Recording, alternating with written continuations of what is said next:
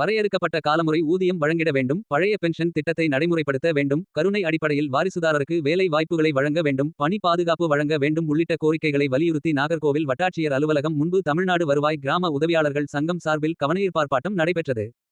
தமிழகம் முழுவதும் கிராம நிர்வாக உதவியாளர்கள் சங்கத்தினர் பல்வேறு கோரிக்கைகளை வலியுறுத்தி இன்று கவனஈர்ப்பு ஆர்ப்பாட்டத்தில் ஈடுபட்டனர். அந்த வகையில் கன்னியாகுமரி மாவட்ட தமிழ்நாடு வருவாய் கிராம உதவியாளர்கள் சங்கம் சார்பில் நாகர்கோவில் வட்டாட்சியர் அலுவலகம் முன்பு 5 அம்ச கோரிக்கைகளை வலியுறுத்தி கவனஈர்ப்பு ஆர்ப்பாட்டம் நடைபெற்றது. இதில் 30க்கும் மேற்பட்ட கிராம நிர்வாக உதவியாளர்கள் கலந்து கொண்டனர். மேலும் இதில் வரையறுக்கப்பட்ட காலமுறை ஊதியம் வழங்கிட வேண்டும். பழைய பென்ஷன் திட்டத்தை நடைமுறைப்படுத்த வேண்டும். கருணை அடிப்படையில் வாரிசுதாரருக்கு வேலை வாய்ப்புகளை வழங்க வேண்டும். பணி பாதுகாப்பு வழங்க வேண்டும் உள்ளிட்ட கோரிக்கைகளை வலியுறுத்தி கோஷங்களை எழுப்பி ஆர்ப்பாட்டம் நடத்தினர். மேலும் வரும் பிப்ரவரி மாதம் 5ஆம் தேதி தற்செயல் விடுப்பு எடுத்து காத்திருப்பு போராட்டத்தில் ஈடுபட போவதாகவும் தெரிவித்துள்ளனர்.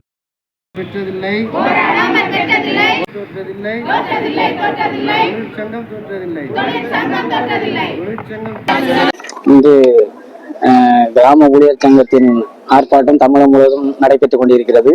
கன்னியாகுமரி மாவட்டத்தில் அகசீஸ்வரம் தாலுகாவில் இன்று 23/2025 இந்த கவனஈர்ப்பு ஆர்ப்பாட்டம் நடைபெற்றுக் கொண்டிருக்கிறது. அதில் எங்களுக்கு முக்கியமான கோரிக்கையான வரையறுக்கப்பட்ட காலமுறை ஊதியம் வழங்கிட வேண்டும். அதுபோக சிபிஎஸ் திட்டம் முறையாக பிடித்துக் கொண்டிருந்தன, தற்போது அதை நிறுத்தி வைக்கின்றன. அதை மீண்டும் முன்னாடி கொண்டு தர வேண்டும். அதே போல கருணடைப்பில் வேலையிலிருந்து இறந்தாங்கன்னு சொன்னா அவங்களுக்கு முன்னாடி வேலை கொடுத்துட்டு இருந்தாங்க. அந்த திட்டத்தை இப்ப ரத்து பண்ணியிருக்காங்க. அதை மீண்டும் அந்த வாரிசுகள் எங்களுக்கு தர வேண்டும் என்று இன்று கவனஈர்ப்பு ஆர்ப்பாட்டம் நடைபெற்றுக் கொண்டிருக்கிறது. பணி பாதுகாப்பு எங்களுக்கு அது முக்கியமாக எங்களுடைய பணி பாதுகாப்பு தர வேண்டும் என்று இந்த ஆர்ப்பாட்டம் நடக்கிறது. மேலும் இது தொடர்பாக வரும் 5/2/2025 அன்று தற்செயல் விடுபட்டு மீண்டும் போராட்டத்தில் இருப்பதாக காத்திருப்பு போராட்டம் நடைபெறும் என்று சோமராஜன்.